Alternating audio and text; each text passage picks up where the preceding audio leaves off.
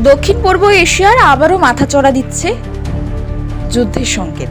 Thailand ও কম্বোডিয়ার সীমান্ত ঘিরে রীতিমতো রক্তক্ষয়ী সংঘর্ষ শুরু হয়েছে।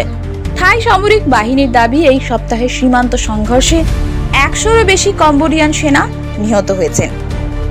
ঘটনার সূত্রপাত হয় যখন কম্বোডিয়ার তরফে থাই ভূখণ্ড লক্ষ্য করে একের পর এক রকেট নিক্ষেপ করা হয়। প্রকাশ্যে আসা ভিডিও ফুটেজে দেখা যাচ্ছে কম্বোডিয়ার সীমান্ত অঞ্চল থেকে থাইল্যান্ডের অভ্যন্তরে আছড়ে পড়ছে শক্তিশালী রকেট। পাল্টা জবাব দিতে গিয়ে থাই সেনাবাহিনী বিমান হামলা ও ড্রোন স্ট্রাইক চালায় কম্বোডিয়ার সামরিক ঘাঁটি ও ট্যাঙ্ক লক্ষ্য করে।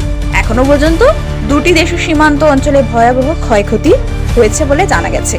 আতঙ্কে সীমান্তবর্তী গ্রামগুলো থেকে শুরু হয়েছে ব্যাপক উদ্ধার ও স্থানান্তর অভিযান।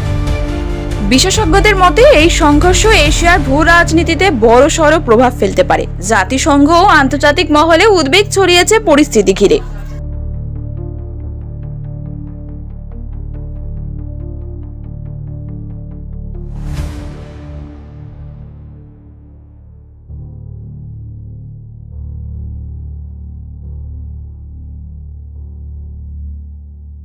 And as of July 25th, 2025, at 0900 hours, the latest figures of casualties are as follows.